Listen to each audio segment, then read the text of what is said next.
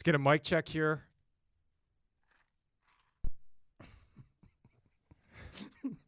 Is this guy fucking for real? What, am I not allowed to have a fucking drink on No Gruffs Given? We a sober pod?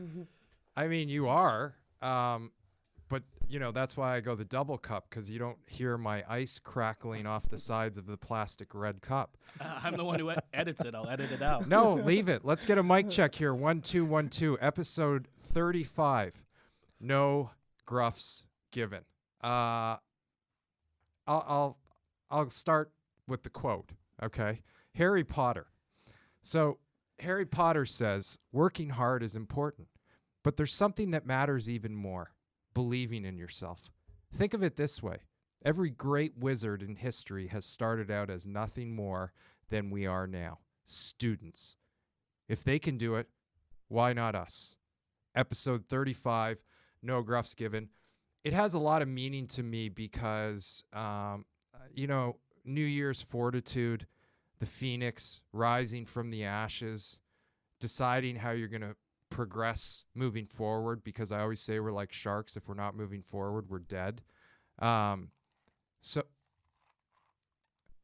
this guy's unbelievable. I mean, can you hear it that well? Wait till you hear it on the playback. Oh, okay. Would just you not like me to kick have a back drink? and relax. Let's just get into it so I can get you out of here, okay? So I walked into the studio, and Kevin, Dylan, and Doug had just finished recording Victory. And we had a quick little round table session. And Scotty, I don't know how it came up, but he said that, Steiny's here from the Nelk Boys, Aaron. Good kid. I like him a lot, by the way. Somehow I overhear Scotty saying that his girlfriend last night went to a party, and he was half a Xanny, took half a Xanax, and he asked her to bring him back a beer. A beer. Yeah, lone beer. So I know, I heard you. I heard you then, and I heard you just now. So I can't believe what I just did, or what I heard, or what I did and heard at the same time. I looked over and I said, wait a second. What? Say that again for me. So she was going to a party. What time was this at? She left at like 9:30, 10. And what time was she planning on coming back? She's going for a quick pop-in, like an hour. So be back by 11. All right, holiday, pop in, just going to go show my face. Yeah. Hey, babe, bring me back a beer. So let's just start with the obvious. What kind of a savage that would say that to their girlfriend doesn't have a beer in their fridge in the first place? I'm at her house. Oh, you're at her house. Yeah. She's got no beer. Well, the wine was gone. She had like tequila, but I'm not trying to go that hard. So I guess what we're talking about, and Kevin made the comment. Kevin looked at me and was like, yeah, well, pour a little gas on the fire. Yeah. What in the fuck does that mean? It means like let's elevate it a little bit. Okay, and I guess the reason why you're in here, one, because you're part of the team and you work very hard. You work hard you're a hard-ass worker from like 10 to 2. You're an even harder worker. Now, maybe I'll give you 3.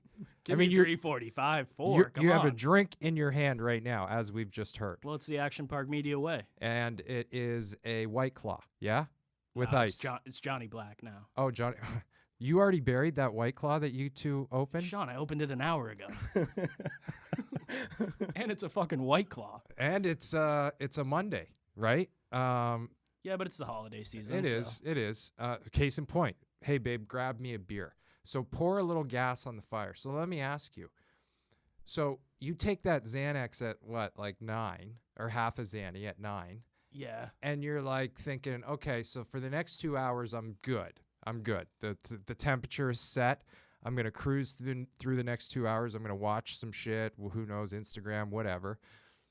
But I would love for her to come back with that beer around 11 to essentially just pour a little gas on the fire to get me to what time? Well, ideally, I would like to take the Xanax with the beer, I know, right off the jump. Right, but that's not happening. So I'm Correct. asking you about actual real time. So she's going to be home at 11, Yeah. and you're going to hit the beer ski at 11, Yeah. and that's going to ride you into what? I'm going to fall asleep in the next 30 minutes. So the sunset. Yeah. It's a sunset cruise. Correct. Grab me a beer. Yeah. Did you ever think that it might be awkward for her to leave a party with a single beer or just throw it in her purse? No, she's a hot girl. She can do whatever she wants. So if there's bartenders, just say to the bartender, hey, do me a favor. It wasn't a party like that. It's a house party. Okay, so just go into the fridge, Grab grab the rack of beer or whatever, grab one, bring it back. Right. Will you chill it once it gets back to the house, or you just slam that thing as soon as she walks in? Drink it right away. Okay. I want to give everybody some context because what do you call Adderall? Zips. Zips. Or Zaps. Or Zaps. Or Zincs. Or Zincs. So I like Zips. You know, I came in here, I guess, last week at I don't know what day it was, and I noticed a real lethargic Scotty. Can I have a sip of my drink? Is that all right? Sure. Thank you. Make sure you swish it around so we can hear the ice bang off the sides, will you? No, seriously. There you go. You didn't even have to do it that hard. So you were lethargic, right? Very. And somehow it got addressed. Well, I guess finally you asked me if I was packing any zips. I mean, you kind of brought it up. Like, you gave away your cards that you have them. How did I bring it up, though? Because Connolly and I were talking back and forth. I was like, Kev has a prescription to Adderall. Right. He never gives me any. I walked into the conversation. Yes. Okay. I didn't just come in and be like, hey, I got my Adderall script this month. Like, Yes. who wants to party? Yeah. No. No, that's a I mean. It was probably badgering Stock Tip about it.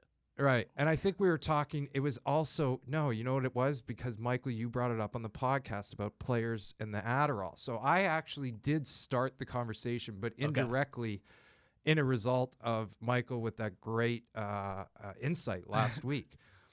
So, Scotty, so essentially, if you don't have any Adderall that you've scored through via the black market or friends or Steiny's sister or whoever,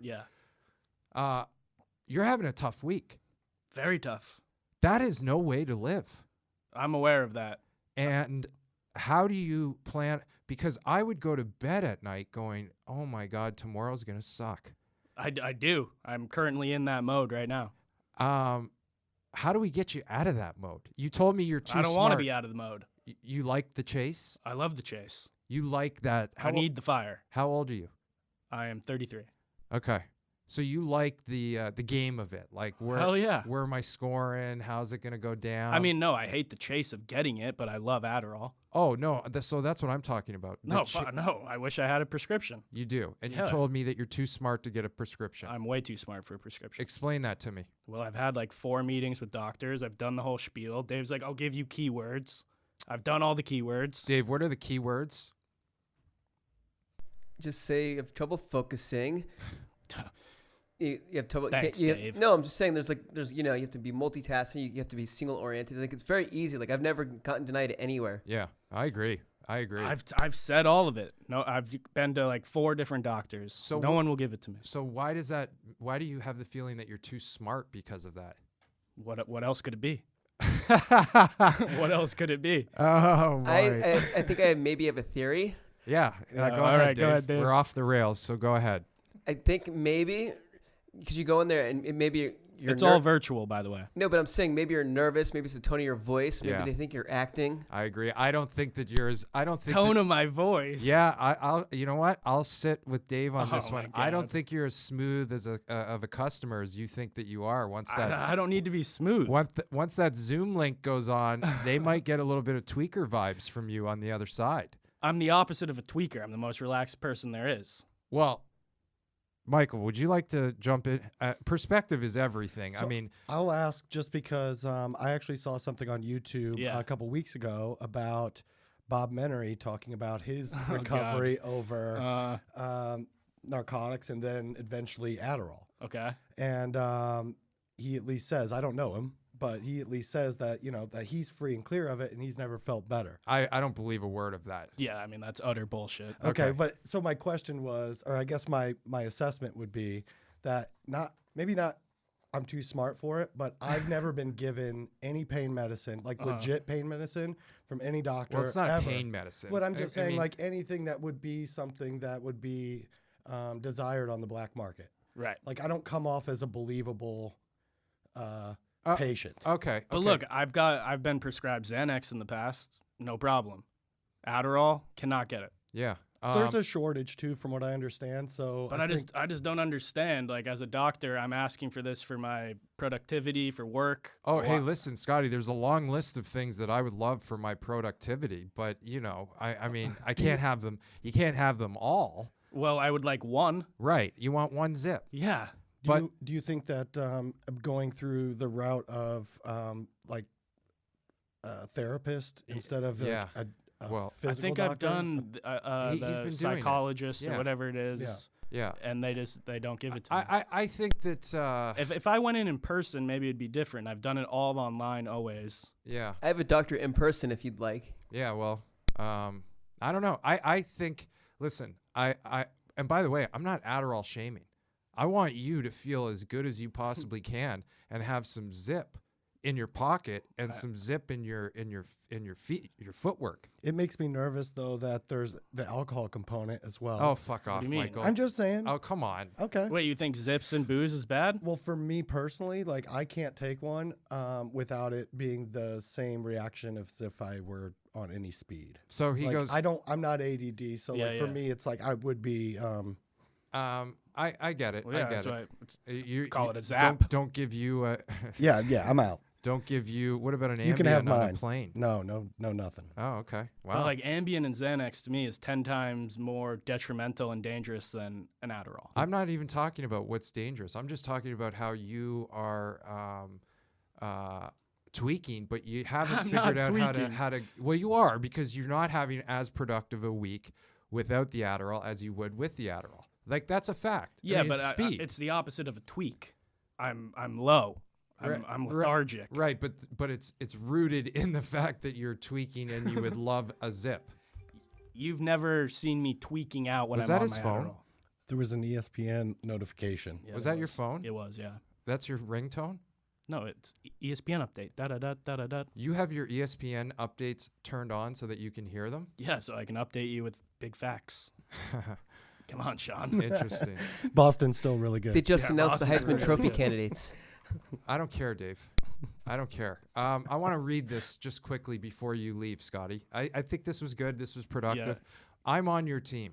The fact that you asked, hey, babe, can you bring me home a beer with a straight face? I'm indebted to you for life. By the way, she didn't bring it back. She didn't. Were you Well, asleep? they only had fucking Happy Dad. I said, I don't want Happy Dad. So she texted you with an update and said, hey, they only have Happy Dad. Shout out Happy Dad. Yeah, And you said, forget it. You Forget wanted a beer. yeah. It was a beer or A Bud Light, Budweiser, something. okay. Yeah. Well, thank God she didn't stop and grab you a sixer. She should have.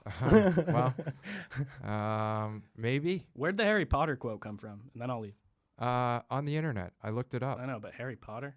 Yeah. Is that J.K. Rowling or Harry himself? Well, one of the two. I don't know who wrote the screenplay, or if this is from the book. Working hard is important. Did this hit a sore spot with you or something? Let me just read it again. I didn't expect the Harry Working- Potter quote to start the episode. that's all. Working hard is important, but there's something that matters even more. Believing in yourself. Think of it this way. Every great wizard in history has started out as nothing more than we are now. Students. If they can do it, why not us? Part of the reason was because I am now a student of the Brazilian jiu-jitsu craft. And it is really beautiful. It is really such a beautiful thing. So I'm in this mindset, student rebirth. I'm going through a terrible time personally. You know, I'm trying to just fucking find anything to grab onto to give me a little bit of levity outside of taking a zip. Right? Because Well, the zip's not going to help with your mindset, I'll tell you that much. it's not. No, it's going to make you fucking think about a million different things. Go cue Bob Menery. Oh no, I can take one and have a 2-hour nap. I told you that. I could A zip nap? I feel like they make you Absolutely. they make you kind of edgy, like angry and mean. No, well that's if you don't really. I can take a 2-hour nap on one. Yeah, I could take a 20 milligram Adderall and take literally a deep, zonked out. Like I'm getting REM sleep. Okay. Well, let me ask you this. Will you take a zip before you go to jiu-jitsu? No, No, because I'm Probably be 10 times better if you did. no, because I'm already excited to get there. Yeah. So like I'm not and you know, I think the idea it's for when you have to do long menial tasks like a real job. Yeah. That's part of, you know, get through the workday. I understand. I'm not hating on it. Editing gets tedious. You know what? Why don't you just come out with the facts and say, get one of these telehealth or get an appointment and say, I'm an editor. Bro, I got to tell have. you. No, I don't think you have. I think you're coming in as an angle and you're shaky, and I just want you to be honest. It's not an audition. I'm not nervous when I go in and meet with the doctor. Well, it's either make it or break it. You're going to have a terrible week at work if you don't get this script. I mean, I you're a think little that nervous. The stakes are Maybe- high. Maybe I'm a little bit desperate when I go in. Okay. Maybe a little desperation. So, okay, desperation But I am equals desperate. tweaking. Yeah, I know. Anyways, the 60-second reality check. Mhm. Take a deep breath, exhale, and silently count to 10. Next, acknowledge that something upsetting has just happened and it probably touched an emotional chord. Say to yourself, I want to be clear about this and keep a realistic perspective. Then ask yourself the following questions. Does this really matter to me? In the grand scheme of things, how big of a deal is it? Is it a true catastrophe? Is it going to be a big deal in 24 hours? Is it going to be a big deal in a week? Am I taking this personally? If I react now, will it be helpful or make things worse? Would it be better to take more time to think through the situation and then decide how to respond? Are my thoughts and actions helping me or hurting me? What am I thinking or telling myself right now? Is it helpful or hurtful? That is the 60-second reality check. Scotty Wilson, I appreciate that. All right. Thank you. Thank you.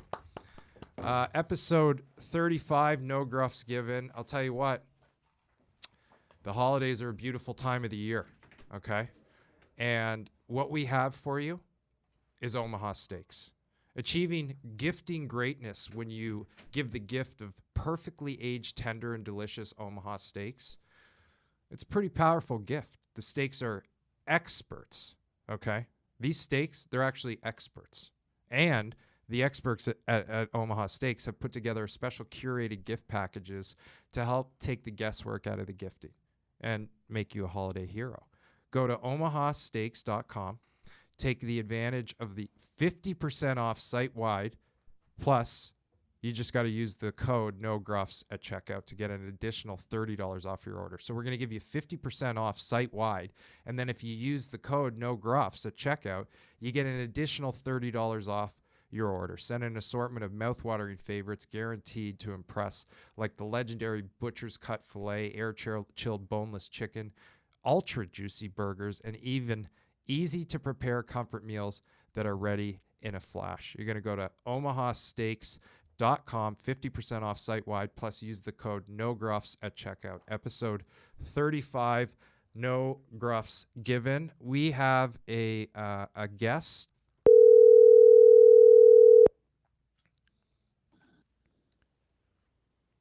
Hello. Brother Marty. Sean, how are you? Your newsletter. It's just fascinating. First of all, let's get this out right now. Where do people sign up for your newsletter? You go to tftc.io on the top right of the website. You should see the subscribe button. Okay, tftc.io. I know you got the kids and supper's coming to the table soon. Michael, I just heard you fucking take a swig and what did you just gargle? What's going on in here today? Everybody's got the holiday cheer. Sorry, Marty. Marty. Mine's water. No problem. It's Okay. fine. I'm not judging. It's Okay. just the audibles are monstrous. Marty, break down what's happening in the world right now with crypto. It's a beautiful shit show. I Yeah. think that's the one of the only ways to describe it. So we've had some people die, right? Is there anything that's peculiar about some of the recent deaths to you? Yeah, well, I didn't think we were going to go there, but yeah, I mean, there is that one lead developer of a project called MakerDAO, which was making synthetic stable coins. He had a tweet that he sent out about a month ago, I believe, It's saying that there was some weird sex trafficking games going on in Puerto Rico, in the Bahamas, where a lot of these quote unquote crypto companies are domiciled, that the CIA and Mossad were attempting to blackmail him and that his life was in jeopardy. I think he said that they were going to put child porn on his computer and And try to blackmail him. And then he showed up dead in the ocean like 12 hours later. and has anyone actually seen, like, so he is dead for sure, right? I can't confirm. I haven't seen his body. I mean, I think just from the reports I've seen, I'm assuming he's dead. Right. Okay. All right. So now let's go to let's get all the nonsense out of the way first. This FTX. So when I first heard about it and somebody explained to me what FTX was, this is what I asked. And you'll remember it. It's a callback to our last conversation. I said, wait a minute. So people took money, US dollars, and they went to FTX and they bought Bitcoin, but they didn't get their 12 words. So did they really buy Bitcoin? And I guess what I've come to learn is that they didn't buy Bitcoin. No, they didn't buy any Bitcoin.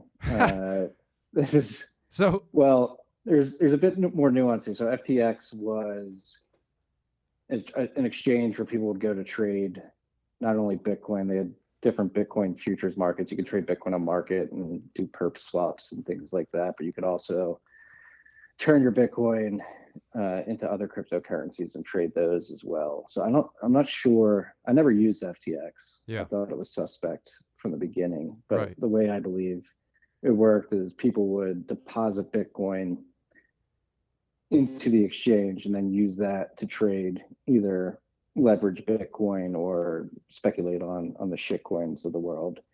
And essentially what happened is the users of FTX collectively, they had claims to over 70,000 Bitcoin. Once all was said and done and FTX was found to be insolvent, I believe they had less than 10 Bitcoin on their balance sheet. So wow. at any given point in time, if people wanted to, like, they wouldn't have been able to process 70,000 plus Bitcoins worth of withdrawal. It seems that they were taking people's Bitcoin and then giving it to their parent company or their sister company that they spun out of Alameda Capital, which was like a trading fund. Yeah. And then Alameda was just speculating with their depositors' Bitcoin. Okay. Now let me ask you this. Is there any trusted platform to date that you would recommend or you would use personally where you would buy Bitcoin and you wouldn't get your 12 word code? Yeah, there are. I mean, the advice I give people is if you're going to get it, like, I don't recommend shit coins or alternative cryptocurrencies at all. So with that in mind, I tell people to look for exchanges that are Bitcoin only. So they don't even get distracted by crypto noise and get themselves into trouble, Right. whether it be via speculation or just taking on too much technical debt, trying to manage all those different cryptocurrencies. So yeah, I mean, Cash App is probably the most popular. Cash App. Okay. Yep. They're Bitcoin only. River.com is another one.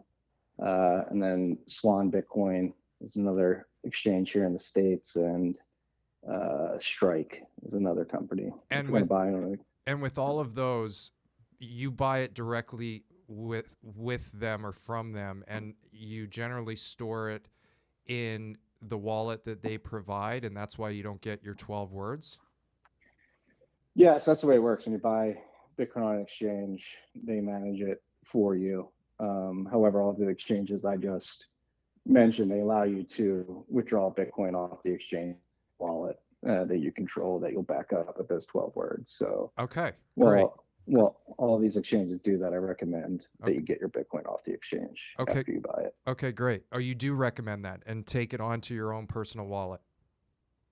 Yes. Okay. And if you're worried about taking on the risk by yourself of securing your Bitcoin, there's companies out there like Unchained Capital that will hold your hand, and you can set up a special type of wallet where you can hold, let's say, 2 keys, and then Unchained will hold 1. You need 2 of those 3 keys Bitcoins in there to be, so it's a bit of a hand-holding experience as you're taking your journey completely custom. Okay. But you had recommended Sparrow Wallet in one of your previous newsletters. Is Sparrow also a good option? Yeah. So Sparrow, the UX is great. I mean, I would classify it as like a wallet for. It's great because it's a wallet for beginners. You can easily spin up wallets on Sparrow and move your Bitcoin there and not worry.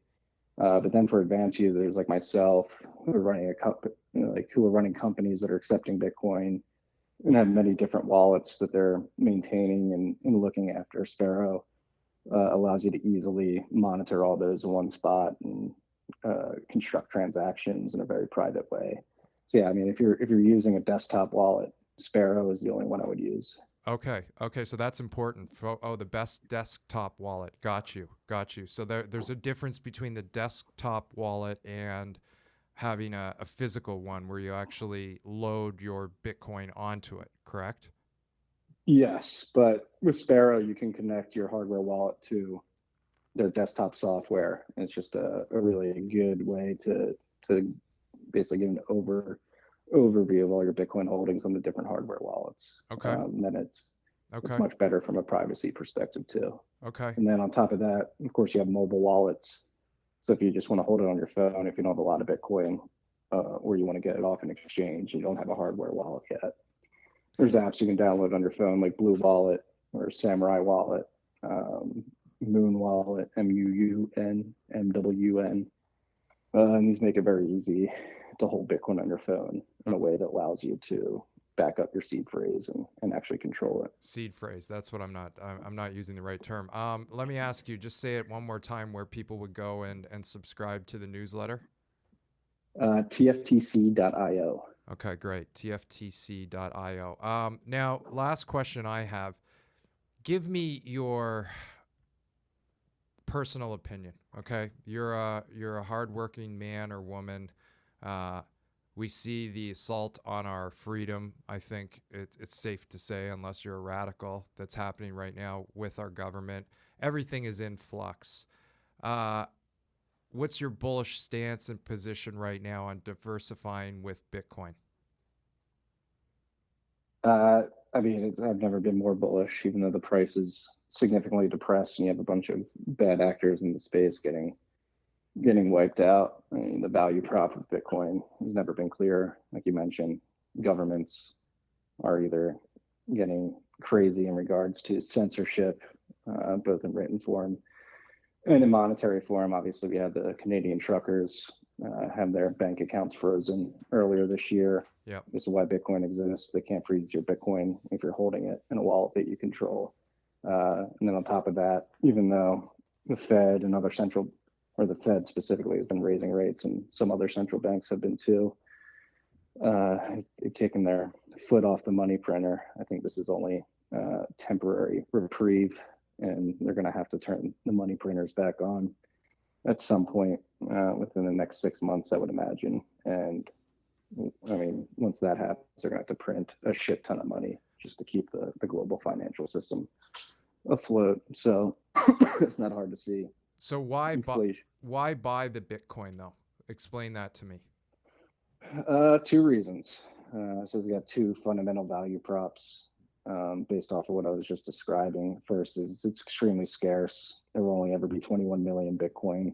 Nobody can print more Bitcoin. There's no central Bitcoin CEO who can say, it's going to be 22 million actually. So you have an asset which you can hold, and you're not going to get debased. You're not going to print more units of it, which dilutes your share of the overall monetary good. And then the second aspect is the peer-to-peer network, the censorship resistance that comes with it. So there's no ability for Justin Trudeau to say, hey, I don't like these guys honking on my front lawn. Right. So we're going to freeze their bank accounts. It's impossible with Bitcoin too. Right. I mean, it makes sense. Now, one last question. Let's say the Fed or JP Morgan in cahoots with the Fed decide that they are going to create their own digital currency. Is that like making a knockoff, like buying a pair of knockoff Jordans from China? Like, is anything ever going to trump having a seed phrase with actual real Bitcoin? Yeah, no, it is like buying a knockoff. Nothing will trump Yeah. Bitcoin, because JP Morgan, Wells Fargo, Bank of America, they're not going to let you participate in the verification and distribution of the currency that they spin up. And they'll have very fine control over that whole process. And the whole reason Bitcoin exists is that so anybody can participate if they want to. All they have to do is download some code So on their computer. it's a psyop. It's a giant psyop. Oh yes, we're living through one giant psyop.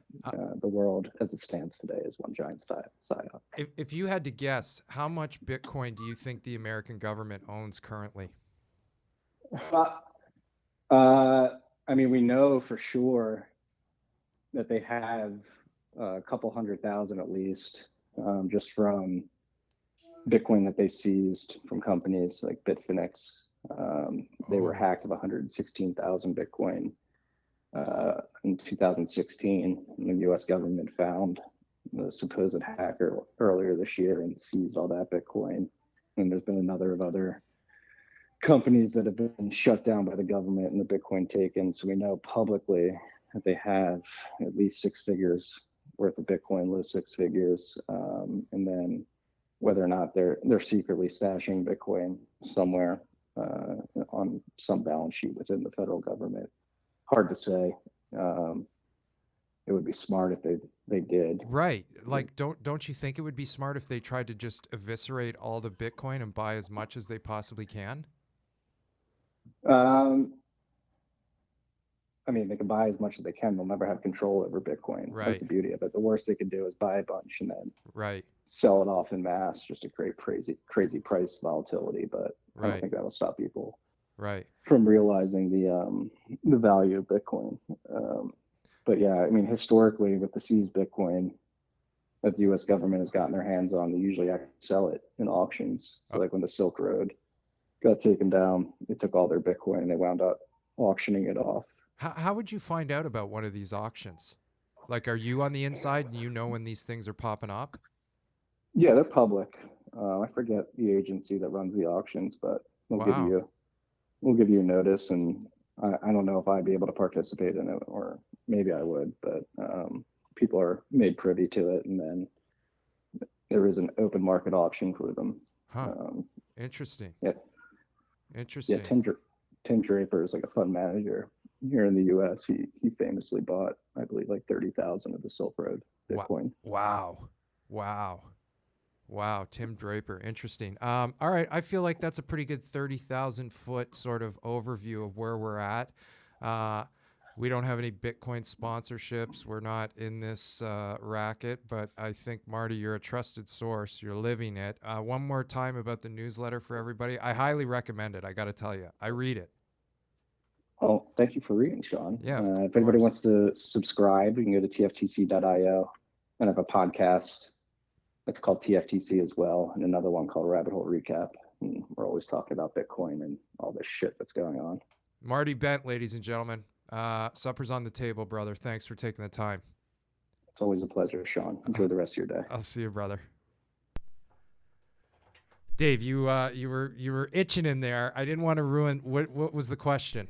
I was just stunned he left out 2 important things as far as what to do and where to carry your money and where to get coins. Because yes, Coinbase is never going anywhere. Coinbase is the most solid thing and easiest thing to use. And he also didn't mention, it's probably the same thing, but I have an offline wallet called Ledger.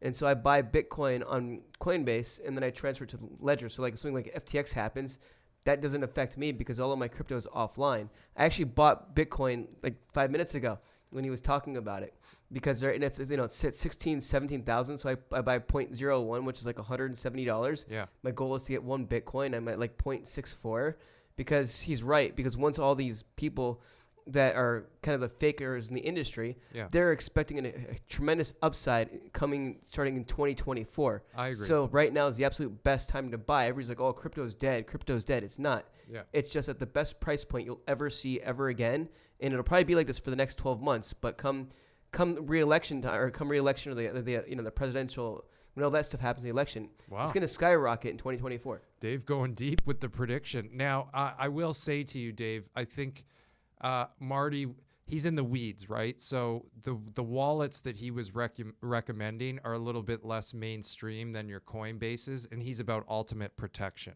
So the one that I did mention, which is a desktop wallet, right? Specifically Sparrow, but gives you the ability to take it onto your own private wallet. I don't know. Just think about it. Maybe do a little bit of research before you jump down Marty Bent's fucking. Oh no, I wasn't. I was just stunned because I have a buddy who's in the crypto world. He actually recommended that thing called Ledger, as well, because it's it's a little hard drive you can carry around. You can. Did Marty mention Ledger? I'm actually stunned he did not. Well, maybe Ledger's not that fucking good, Dave, because It's the safest storage in the world. All right. Well, we'll fact check that and we'll get back to everybody. Episode 35, no gruffs given. Now, the Phoenix rising from the ashes. Okay, let me just explain this quickly. Phoenix in ancient Egypt and in classical antiquity, a fabulous bird associated with the worship of the sun. You remember COVID? It was like, don't, stay inside. Don't go outside and get any vitamin D and be healthy. Well, the Phoenix is the complete opposite of that. The Egyptian phoenix was said to be as large as an eagle with brilliant scarlet and gold plumage and a melodious cry. Only one phoenix existed at a time, and it was very long-lived. No ancient authority gave it a lifespan of less than 500 years. As its end approached, the phoenix fashioned a nest of aromatic boughs and spices, set it on fire, and was consumed in the flames. From the pyre, miraculously sprang a new phoenix, which after embalming its father's ashes in an egg of myrrh, flew with the ashes to Heliopolis, city of the sun in Egypt, where it deposited them on the altar in the temple of the Egyptian god of the sun. That's the rebirth. That is the rebirth process, okay? We all have to be reborn. I think that, revisiting your rebirth on a monthly basis is an ideal process. Is it realistic? I don't know.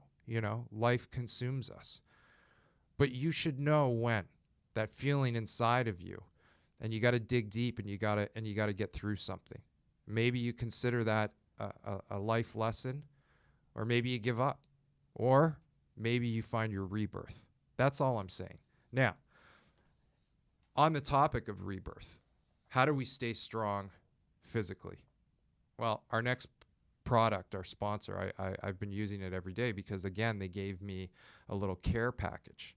I started taking AG1 because it was sent to me, and I tried it, and I liked it. And you know what? I like it because look good, feel good is something that all the OGs will know the importance of it, okay? All you have to do is open up this packet and you put it into your water and you slam it, and it helps you. It doesn't taste like it's super healthy, okay, but it has a kind of mild tropical taste that I actually look forward to taking every morning. Now, I've been taking it for about 7 weeks, 8 weeks now, almost 2 months. I'll tell you what, I feel good. I feel good, and I think for the most part, I look good. This is the best option for easy, optimal nutrition out there. You take 1 scoop of AG1 and you're absorbing 75 high-quality vitamins, minerals, whole foods, source superfoods, probiotics, and adaptogens to help you start your day right. The blend of ingredients supports your gut health, your nervous system, your immune system, your energy, recovery, focus, and aging.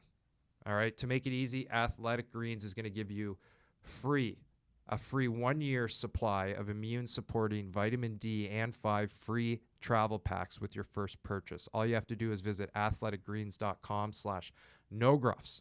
Again, that's athleticgreens.com/nogruffs to take ownership over your health and pick up the ultimate daily nutritional insurance. Episode 35, no gruffs given. Okay, let's get into some fun stuff here, okay? First of all, the LA County mask mandate is being floated around. No. Yeah. No. Have you seen this? No. Yeah. So We're gonna have another winter of death. And I will fight that tooth and nail. Well, let me ask you something, Dave. What does that mean? What does that mean? Because, obviously I know, and, I'm trying to heal. I'm trying to avoid all disturbances, right? But there's some things, values that I have entrenched inside of me. Now, obviously, if in a hypothetical world they did bring it back and Nash was ever with me, I'd have to play by the rules because, I want Nash to be a rule player until he becomes a rule breaker. And that might happen or it might not happen. But on a personal standpoint, boy, oh boy. I mean, you say you're gonna push back on that. I can undeniably tell you right now that I will never put a mask on again. I agree with you, and I'm assuming You agree with me? I do. Yeah. Well, 100%. I don't want to run ever again. You don't want to. Yeah, and I think it's because they said there's a major flu outbreak like they haven't seen in a decade. Dave, what you're not hearing is me saying I will never wear a mask again. You said you don't want to wear a mask again, which is interesting. Hold on, okay? There's going to be a lot of decisions a lot of people are going to have to make. And, friction. It's an uncomfortable thing. People like to wake up every single day and live without friction, right? But, we're in wild times, unprecedented times. What are you going to do personally? Are you going to make a sacrifice and feel uncomfortable? Or are you going to let them dictate how you live your life again?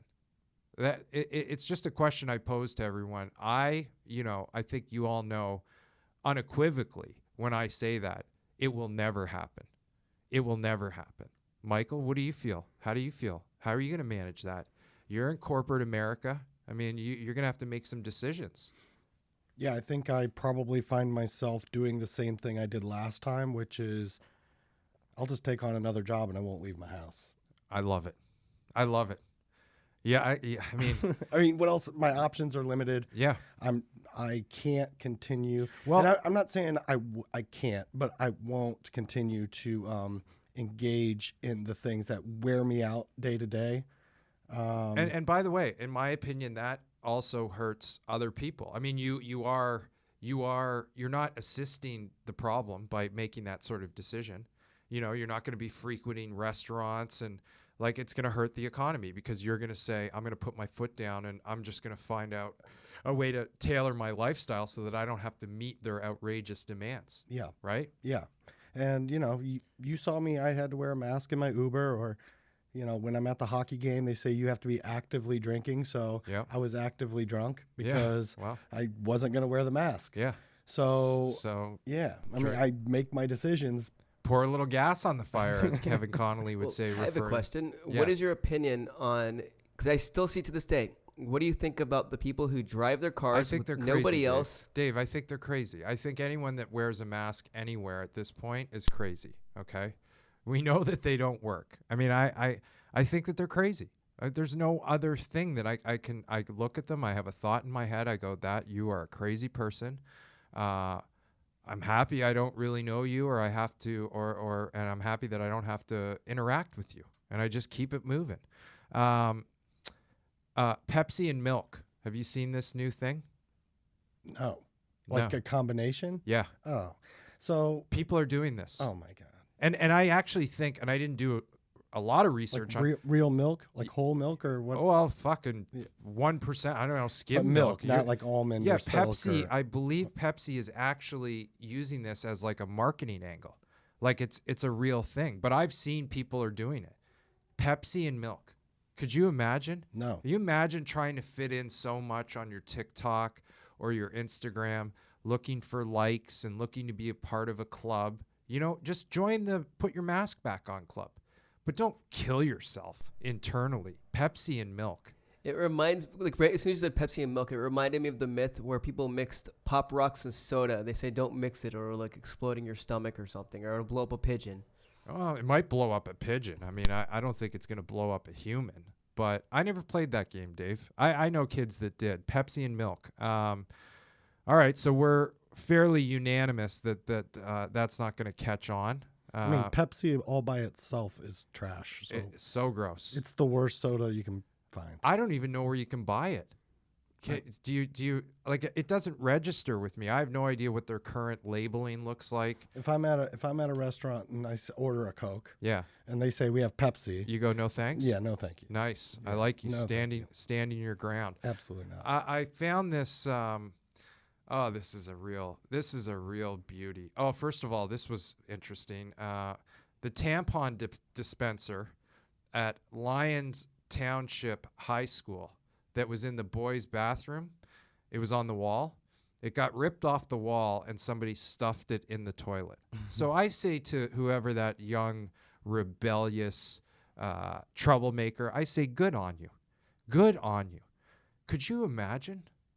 I'm just trying to wrap my head around that. Why would there be a tampon dispenser in a male bathroom? What do you do with it? You stick it up your butt? I'm just like, whoever ran the school had to make a decision. Like, okay, we're going to order it. We're going to order the tampon dispenser. And they said to the guy, the caretaker, you're going to put this up in the men's bathroom. I mean, that is a real thing that we're living through right now. I saw it almost as disturbing. I want to read this letter that somebody posted, and they got it from their their neighbor. This is in St. Anthony, Minnesota. Okay, the letter goes like this. I couldn't help but notice your Christmas lights display. During these unprecedented times, we have all experienced challenges which casual words just don't describe what we're feeling. The idea of twinkling, colorful lights are a reminder of divisions that continue to run through our society, a reminder of systematic biases against our neighbors who don't celebrate Christmas or who can't afford to put up lights of their own. We must do the work of educating ourselves about the harmful impact an outward-facing display like yours can have. I challenge you to respect the dignity of all people while striving to learn from differences, ideas, and opinions of our neighbors. We must come together collectively and challenge these institutional inequities. St. Anthony is a community welcoming of all people. We must demand better for ourselves. I mean, I'm just trying to play it through my head. If I opened up the mail and my neighbor sent me a letter like this, I mean, I guess first I would have to respect the audacity with a giant belly laugh. It would be my only option at that point. I would have to go back immediately to the 60-second reality check, instead of going postal, right? Going out, immediately getting in the car and going to Walmart and doing the Christmas vacation like Chevy Chase, really going for it. How do I crank this up to make this neighbor feel even more uncomfortable? Because my God, there are people in this country that there is a person, and I'm sure multiple, that take the time to write a letter like that. You imagine? I actually now, I guess maybe 3 or 4 years ago, you asked me if I could imagine. I mean, I can imagine it now. The inequities? It's what is that? Sounds like some sort of Bitcoin trading desk. What The fuck does that mean? No, it's Christmas. And you know what? If you want to celebrate Hanukkah, just pretend like these are Hanukkah lights. I mean, I guess, if you were being responsible, you would have the Star of David and you would have, what is it, baby Jesus? What do you put on the top of it? Yeah, like a manger, or like have a nativity set, or yeah. Yeah. I saw it the other day. Someone did a Christmas tree, and then they put a blue lit Jewish star at the top of the tree. Beautiful. You were happy, right? You noticed it. Yeah, I saw it right away because I'd never seen it done like that. Were you offended? No, I thought it was really cool because my buddy's house. He's Jewish. His wife is not. Yeah. And they had a Christmas tree with a blue Jewish star at the top of the tree. Beautiful. Solves the inequity problem. Now, as far as not being able to afford the light bill, well, that's your fucking problem, pal. I mean, we still live in America, and I can get up and go to work and decide how to spend my money how I want to, with whatever little is left after the government takes their piece, and state and federal. My God. My God. I don't know. We're going to get into some hockey stuff here. Hopefully, Michael, you got some stuff to talk about. I do, yeah. All right. Well, I want to first, Ray McKelvey, 1935 to 2022. Everybody loves bashing the hockey world, right? You know what I mean? Like, I watched Tampa, Toronto, and unfortunately, I was privy to the, is it Hockey Night in Canada now? I guess it's on a different network. It's not on CBC anymore, but Kelly Rudy, Ron McLean, there was a gal on the panel, Jennifer Botterill. Yes, Jennifer Botterill. And Kevin Bieksa had the night off. So, first of all, great game. I said before the game it's going to be a close game. Tampa won in overtime. Tampa, what a team right now. I mean, I know Boston. I don't even watch Boston because whatever. I just don't like Boston. But I got to tell you, John Cooper, the Tampa Bay Lightning, what they're doing, it was a great hockey game. Toronto doesn't scare me. All you Leaf fans, I think you're going to be in for some another season of disappointment. I got to be honest with you. They have no goalie. You know, how are you going to beat the Tampa Bay Lightning with no goalie? But watching the intermission, okay, and seeing all this just incredibly beautiful virtue signaling, right? Like, it you know, Ron McLean, what made him great was that he was the yin to the yang. Like, Cherry talked hockey because he played the game and he coached the game. And Ron was the philosophical Buddha on his side. I got to tell you, I'll just say it. Like, I don't want to hear Jennifer Botterill break down NHL plays to me. She was a female hockey player. She never played in the NHL. It's bad enough listening to Kelly Rudy, okay? I got to tell you, it's bad enough listening to Kelly Rudy break down NHL games. Now, and he played the game. Now, Kevin Bieksa, warrior. Do I think, has he polished himself nicely to fit in on a national broadcast? Of course. Is he much edgier and smarter than he actually leads on? Of course. But fine. You know what? He's doing it, and I'm not going to call him a shill, right? Ron McLean, I've lost all respect for Ron McLean. I mean, he should have went down with the ship. You know, Ron McLean could have saved Don Cherry or brought him back, in my opinion. But Jennifer Botterill, and I haven't heard any games Leah Hextall's calling. Have they quietly pushed her out? Has she taken a bigger position, Michael? You know, I listen to a lot of games. I watch a lot of games, and I've seen less of it. Yeah, so they're probably doing it quietly because there's just so much outrage when you hear her call a game, right? But, you know, I don't know. You call me a purist. You know, can you call me a sexist? I mean, if I was, I mean, I don't know. It's just I don't know any females that have played in the NHL. I know a lot that are running scouting divisions among NHL teams and directors of player development. Good luck with that. I hope it works for you. But you know what? I'm just going to stay old-fashioned over here because I know how the game's supposed to be played. I played it. And if you didn't play it, honestly, it's like I would rather hear quarters bounce off a wall. I mean, I don't know.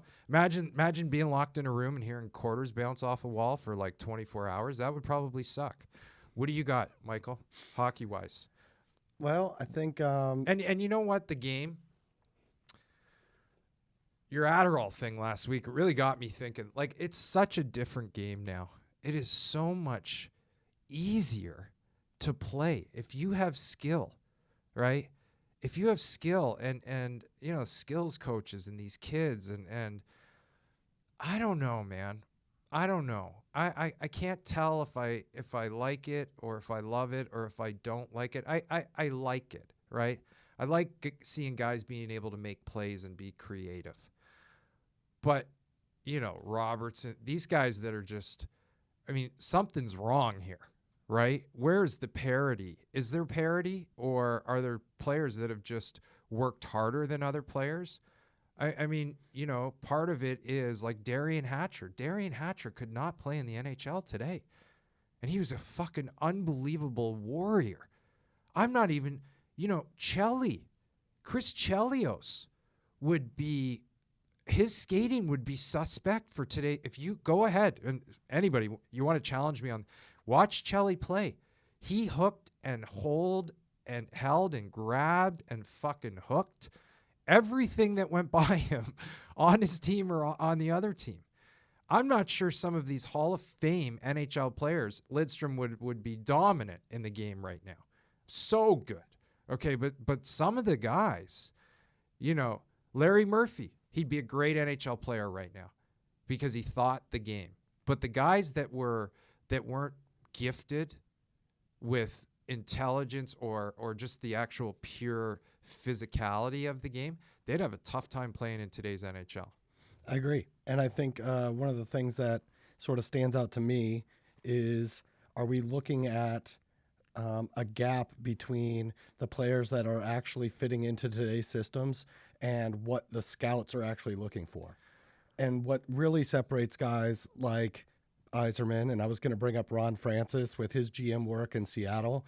Matty Beniers is absolutely lighting up the league. And yes, he was a number 2 overall. But we've seen players go 1 overall or top 10 lottery guys disappear. Yeah. And I think part of that is we're still marking and looking at the players, engaging and sort of deciding about their future in a way that is like how the old game was. Well, I think part of the thing that they're also doing that they're not doing like a Detroit is, Detroit is drafting and building a system based on a whole pie, right? They're not just going, I'm sure in some cases they go best player available, but that best player available is much different than the, think of a traditional baseball scout, Moneyball. Swing is beautiful. He's got a hot girlfriend. He's got all 5 tools. No, I want to find the Larry Murphys of the world, right? That, they don't fit and check all those 5 boxes, but man, they can think the game and they can. Adam Fox is there wasn't a single NHL scout really for the most part that had the fortitude or the wherewithal to fight for Adam Fox, because when Adam Fox was drafted, the league was still a little bit different. Mm-hmm.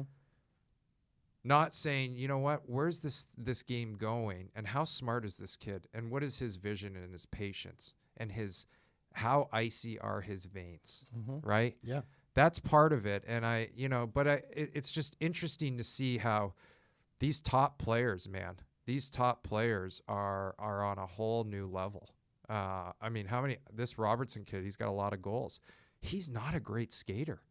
You kind of look at him. He's a little bit of he's awkward. He's sort of gangly. He's kind of like an ankle biter a little bit. But boy, oh boy, this kid finds holes. Yeah. This kid, Zuccarello, another great example. Just thinks the game. Zuccarello, you see him skating out there. He's not he skates weird. He's a weird, go in the corner with him and try and get the puck off of him. He's a weird fucking skater. You see him in a pickup game without a puck, you'd be like, who's this fucking guy? He's got the longest stick I've ever seen, choppy strides. He's a midget. You put a puck on the ice, all of a sudden the guy's a fucking wizard, right? Yeah, a sure. student of the game. I'm not just saying that, I brought it full circle with the wizard thing and the Harry Potter quote, but let me just read it to you again. Working hard is important, but there's something that matters even more. Believing in yourself. Think of it this way. Every great wizard in history has started out as nothing more than we are now, students. If they can do it, why not us? What else do you got? Any interest in talking about? How about this? I'll present the question to you. Yeah, I like that. If you're playing in modern day NHL right now, you skate up. You've seen all the antics done by Jordan Binnington. Oh, you fucking nail him. The puck's dropped. How many minutes before you've touched him? Oh, well, I'm getting ahead of it because I know what he's doing already. So that's gamemanship. First shift. Yeah, let's go. You tell your guys, dump it in the corner. Yeah, I go, guys, I'm taking this one. Yeah, give me a slow. I'm not even asking. No, I'm not asking. I'm dumping it in myself. Yeah, that's a personal dump in. That's a personal dump in. But what a great storyline. Like, I love that Binnington's coming out and labeling. Who did he smoke the other night? Somebody on Edmonton or something? I don't know. He dropped him. It's been It's a great hit. well, It's a great hit. Fucking steamroll him. Yeah, I know. Goalies are going to get more leeway than players. Okay, that's just a reality. But that's the game of momentum. Okay? So let's send a message. Do you want the other team's goalie physically dominating your team because we're afraid to take a penalty? You fucking steamroll him. You steamroll him. I mean, I don't have to remind everyone that I had one of the greatest rivalries with arguably one of the best goaltenders in the history of the game, Marty Brodeur. I mean, you have to dictate. You have to make decisions. And somebody that hasn't made I mean, you fucking dump it in and you just steamroll him. And you know shit's going to hit the fan. But these guys are built different, and I don't think they want the publicity around it. And it's a different game, you know? They play Xbox, PS5, whatever the fuck it is. They're not out. They're not making moves. And maybe that's much better for their play. I don't know. It's not as exciting as a fan. I'll say that. I agree. I'm watching a lot of young players really kind of take the next step, but I wanted to circle back to some of the older players.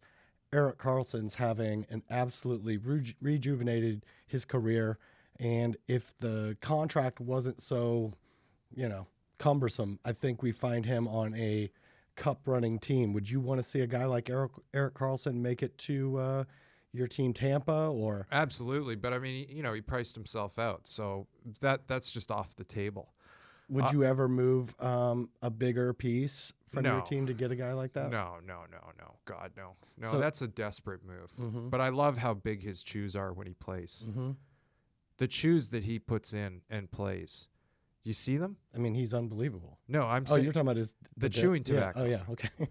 So just so you know, like he puts a double scooper of Copenhagen or Swedish snuff or whatever he's locking and loading in those lips. He does it so much. If a regular person did that, you would be high as a fucking kite. You would be out cold in the dressing room. You wouldn't even get to the bench. And this guy's packing monster lip boomers. Shout out Canna Dips. They should be a sponsor. I don't know why they are. What else you got? Well, I want to circle back to Seattle. They are probably the most surprising team. I know most people are surprised. Talk about a fucking snoozer. Okay. What about them? No, we can move on. But what about them? Well, Great. you got fucking Seattle. You got a 20-year-old kid who was drafted second overall last year, and you're seeing him put up a point per game on a expansion team where when they didn't have a great season coming out of the gate, everybody said that Ron Francis dropped the ball and they didn't do as good as Vegas. And I'm looking at something where he didn't try. He didn't have the opportunity. Listen, Ron Francis is cut from the same cloth as Steve Yzerman. I played against Ron Francis. I'm seeing some stats here as I was reading his This guy, bio. what a career. First player to win the Lady Byng and the Selke in the same season. He's the second. He's a first ballot Hall of Famer. Unbelievable. Second all time in assists. Warrior. Unbelievable face-off man. Penalty kill. Power play. Ron Francis has a hockey mind. I just don't hear his name being brought up as much. I know we're talking a lot about Boston and New Jersey, but I think that there is something to be said for how Ron Francis has stayed composed, hasn't been, he doesn't have the goaltending, and it's got the guys all bought in. They're all scoring. I agree, but I mean, we don't have to worry about Seattle making a run for the Stanley Cup this year. No, but You as like far the as growth. well, and I like the fact that they're creating that establishment in a new market where they have something that they're growing on. Yeah. No, I agree. And I to agree. me, that's hey, one of we the all biggest want stories. That. Yeah. And we all want that. Yeah. We don't want these, like, I don't want Kyle Dubas. Right. Okay. Exactly. And listen, I talked to Brendan, I talked to Mr. Shanahan, number 14, and I always question it. I mean, Shanny, you were the man. I mean, you're one of these guys. Like when we put these upper echelon guys that are in the game still, he's at the top of the list. So how long before Shanahan calls Drapes and offers him the job? I don't think Drapes leaves, but I'll tell you, I said it a couple of weeks ago. Gallant's going to get fired in New York. Yep. Dolan's going to wake up one morning, he's going to fire him, and he's going to hire Mike Babcock. I'm telling you this right now, and I'm writing this in fucking gold, okay? I'm telling you, it's coming. It's happening. And Babs would be a great coach in a market like New York. He would be the best thing that could happen to that organization. Anything else? So I don't know if you saw the Andreas Athanasiou quote after Trouba took a run at him. And he said that this guy, making $8 million a year with 0 goals has to find a way to make himself relevant. Trouba stinks. I told you guys that 2 years ago. Yeah. Everyone's like, "Oh, Trouba, he's so great. His wife's a doctor. He stinks. He's a captain." Trouba, come on. You can fucking kid me? You think you're gonna go down? You're gonna go down swinging with that guy? You're gonna win a cup with Slowfoot when you're playing against Connor McDavid? Okay, or Braden Point and Kucherov. Those guys are licking their fucking lips to get matched up against Trouba. Who does Trouba play with? The big left-handed shot? Lindgren. Oh, Lindgren. I mean, come on. Give I me think a he break. plays with Keandre sometimes too, but I think it's mostly Lindgren. Yeah, come on. Give me a break. Episode 35, no gruffs given. We'll see you next week.